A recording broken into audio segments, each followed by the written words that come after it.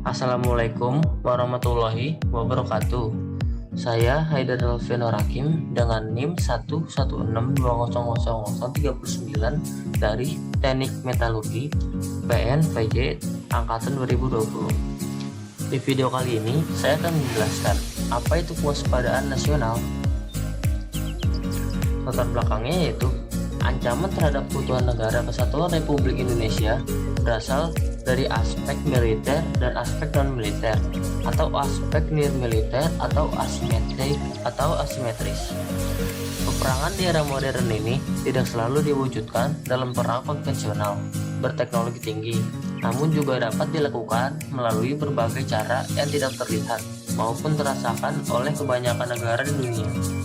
Besarnya pengaruh budaya barat yang masuk ke dalam seni-seni kehidupan tanpa dapat dilakukan filterisasi dan pembendungan lagi.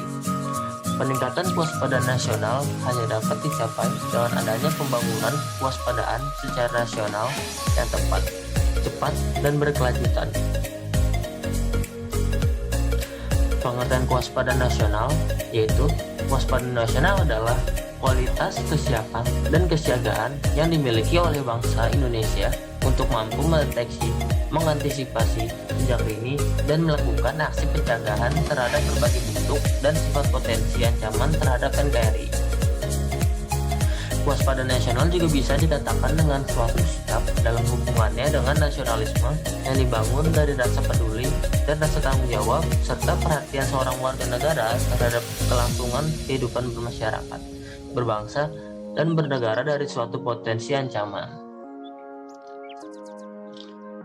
Fungsi kewaspadaan nasional yang pertama yaitu membina kepastian hukum, yang kedua membina ketentraman dan ketertiban masyarakat, yang ketiga penegakan hukum dan keadilan, yang keempat membangun kemampuan pertahanan, dan yang kelima melindungi rakyat dari berbagai bencana, yaitu alam kesengajaan lalai termasuk perlindungan hak-hak rakyat.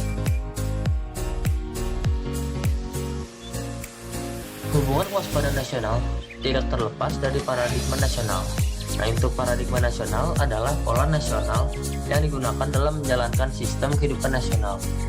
Dalam paradigma nasional ditemukan paham kebangsaan, rasa kebangsaan, wawasan kebangsaan, jiwa, dan semangat kebangsaan. Paradigma tersebut meliputi Pancasila, UUD 1945, ketahanan nasional, dan wawasan Nusantara.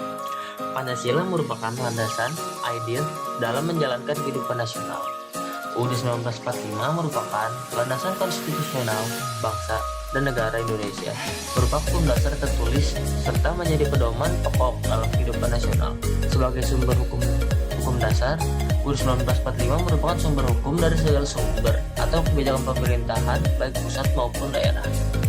Wawasan Nusantara merupakan landasan visional bangsa Indonesia yang dikembangkan dan dirumuskan dalam rangka mencapai cita-cita dan tujuan nasional dengan mempertimbangkan geopolitik Indonesia, sejarah perjuangan, dan kondisi sosial budaya bangsa.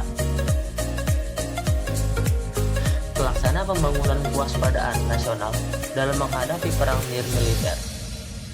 Pembangunan kewaspadaan nasional, ideologi, politik, ekonomi, sosial budaya, teknologi, dan informasi, dan keselamatan umum. Perkuatan kewaspadaan nasional dapat dilakukan melalui penguatan fungsi koordinasi seluruh pemangku kepentingan, penyamaan persepsi antar seluruh pemangku kepentingan, dan meningkatkan peran lembaga budaya dan memperkuat kewaspadaan nasional dalam masyarakat, mendorong pemberdayaan masyarakat. Manfaat kewaspadaan nasional. Yang pertama, adanya pemahaman, kesadaran, dan tekad bersatu sebagai bangsa Indonesia dalam wadah NKRI dari Sabang sampai Merauke melandaskan Pancasila. Yang keduanya, adanya pemahaman, kesadaran, dan kesepakatan tentang cita-cita dan tujuan nasional yang tercantum dalam pembukaan UUD 1945. Yang ketiga, terwujudnya kesejahteraan dan keamanan yang berkeadilan di seluruh wilayah Indonesia. Tanpa kesejahteraan yang berkeadilan akan sulit diciptakan kondisi keamanan. Sebaliknya, tanpa kondisi keamanan yang kondusif, pembangunan untuk mewujudkan kesejahteraan sukar dilaksanakan. Nilai-nilai kewaspadaan nasional. Yang pertama, cinta tanah air. Cinta tanah air adalah mengenal, memahami, dan mencintai wilayah nasional, menjaga dan perkarangan serta seluruh wilayah ruang Indonesia. Yang kedua ada syarat akan berbangsa dan bernegara, yaitu membina kerukunan, menjaga persatuan dan kesatuan bangsa dan negara. Yang ketiga adalah menjadikan Pancasila sebagai ideologi negara, yaitu memahami dan melaksanakan hakikat atau nilai dalam Pancasila serta menjadikan Pancasila sebagai pemersatu bangsa. Yang keempat yaitu rela berkorban untuk bangsa dan negara, yaitu bersedia mengorbankan waktu, tenaga, pikiran, jiwa, dan raga untuk kemajuan bangsa dan negara.